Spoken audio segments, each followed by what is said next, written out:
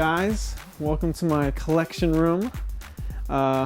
This is the first floor of the garage addition that my dad and I built to house my collection, and it houses 2 arcade machines, tons of loose turtle figures, and some really cool mint and box things. So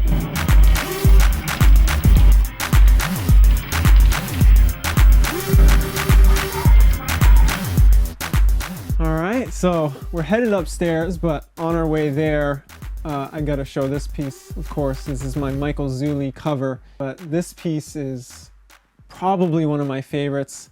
So coming up the stairs here, I'm kind of lined with turtle things. I got turtle watches and figures and hookets, you know, you use it to hook stuff. And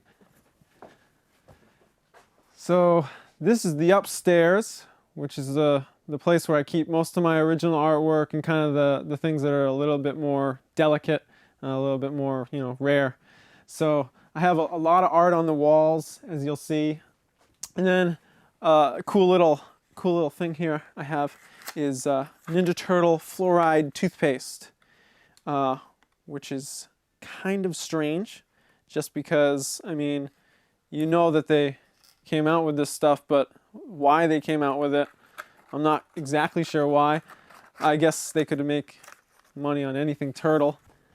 So this is the pinball machine, one of my prized possessions from Kevin. And the cool thing about this one is this was the actual pinball machine that was housed at the Words and Pictures Museum.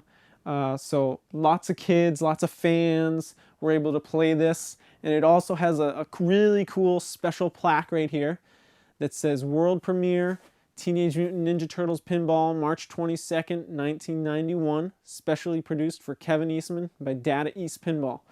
I got a lot of the newer turtle figures here up on the wall, some of the older ones up top. I actually have a lot of my older turtle figures in these plastic protective cases, and they're actually meant for Star Trek figures, but they fit the turtles perfectly, and it's a perfect way to keep my things in good condition and you know, dust free. I also have a lot of turtle food products and cereal. This is weird stuff they came out with. I don't even remember eating much of this stuff or seeing it on the shelves, but they came out with it. Cheddar cheese crackers and Villains cookies and cereal and all that weird stuff.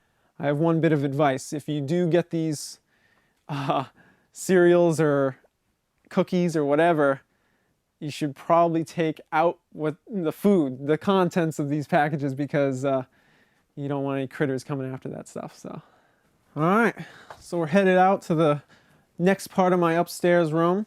I got a lot more art out here, tons of art actually, and a lot of older figures still in the, you know, package with the plastic cases around them. A lot of pieces I have up here are from Jim Lawson down at Mirage. Really talented and super nice guy. I got a lot of his work. I'm a really big fan of his. Interesting piece over here.